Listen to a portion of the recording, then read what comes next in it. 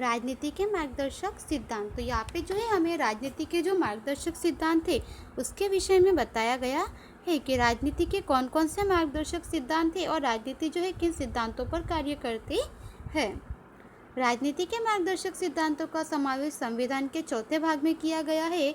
इन मार्गदर्शक सिद्धांतों का उद्देश्य वर्तमान तथा भविष्य के केंद्र तथा राज्य सरकार द्वारा अन्य नीति विषयक क्षेत्रों में अपनी किन किन नीतियों का निर्माण करना, इस संदर्भ में मार्गदर्शन देना है। ये सिद्धांत मार्गदर्शक सिद्धांत होने के कारण इन सिद्धांतों के अमल के लिए राज्य सरकारें बाध्य नहीं है, परंतु नीतियों के निर्माण में इन सिद्धांतों को केंद्र में रखकर नीतियों का निर्माण करना तथा उनका अमल करवाना यह राज्य का नैतिक कर्तव्य है। तो यहाँ पे हमें बताया है कि राजनीति के मार्गदर्शक सिद्धांतों का समावेश जो है यह संविधान के चौथे भाग में किया गया है और इन मार्गदर्शक सिद्धांतों का उद्देश्य जो है वर्तमान तथा भविष्य में केंद्र तथा राज्य सरकारों के द्वारा अलग अलग नीति विषयक क्षेत्रों में जो है किन किन नीतियों का निर्माण करना, इसके संदर्भ में मार्गदर्शन देना, यह इसका कार्य है।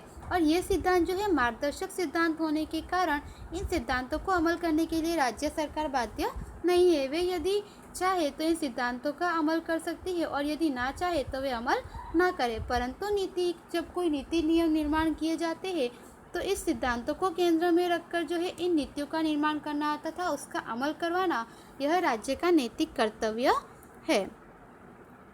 इन सिद्धांतों का सबसे महत्वपूर्ण उद्देश्य एक ऐसी समाज रचना करना जिसमें सभी नागरिकों को राजनीतिक, सामाजिक तथा आर्थिक न्याय प्राप्त हो सके। राज्यों के द्वारा निश्चित किए गए उद्देश्यों तथा ध्येय को पूर्ण करने के लिए नीति निर्माण में आवश्यक दिशा दर्शन देना है। तो यहाँ पे हमें बताया है कि इन सिद्धांतों का सबसे महत्वपूर्ण उद्देश्य जो है यह एक ऐसी समाज रचना करना कि जिसमें सभी नागरिकों को जो है सामाजिक, राजनीतिक तथा आर्थिक न्याय प्राप्त हो सके, जिससे कि जो है राज्य के द्वारा निश्चित किए गए उद्देश्य तथा ध्येय को पूर्ण करने के लिए नीति निर्माण में जो है आवश्यक दिशा दर्शक देना यह राजनीति मार्गदर्शक सिद्धांत का उद्देश्य है। न्यायपालिका द्वारा इन सिद्धांतों के अमल करवाने के प्रावधान का संविधान में कोई उल्लेख नहीं है। इन मूलभूत सिद्धांतों से हमें कोई कानूनी अधिकार नहीं प्राप्त होता और न ही कानूनी मदद प्राप्त होती है। तो यहाँ पे हमें बताया है कि न्यायपालिका के द्वारा इन सिद्धांतों को अमल करवाने का कोई भी प्रावधान जो है वह हमारे संविधान में उसके विषय में कोई उल्लेख नहीं है और इन मूलभूत सिद्धांतों से जो है हमें ना ही तो कोई कानूनी अधिकार प्राप्त होता है और ना ही जो है कोई कानूनी मदद हमें प्राप्त होती है। इसके बावजूद राज्य के कानून निर्माण तथा उसके संचालन में ये आधारभूत है। कितने ही अधिकारों का समावेश संविधान में मूलभूत अधिकार के रूप में किया गया है।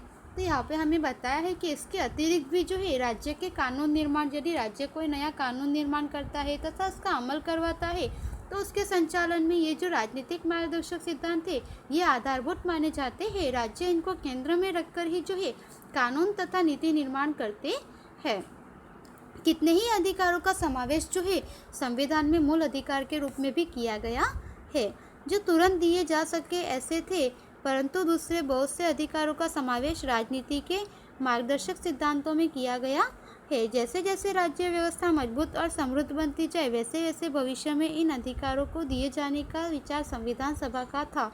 तो यहाँ पे हमें बताया है कि कुछ ऐसे अधिकार भी दिए गए हैं जो तुरंत दिए जा सकते थे, परंतु बहुत से अधिकारों का समावेश राजनीति के मार्गदर्शक सिद्धांतों में किया गया है। जैसे जैसे राज्य जो है वो उसकी अर्थव्यवस्था मजबूत बने और वह जो है समृद्ध बने वैसे वैसे भविष्य में इन अधिकार को दिए जाने का विचार जो है यह संविधान सभा का था।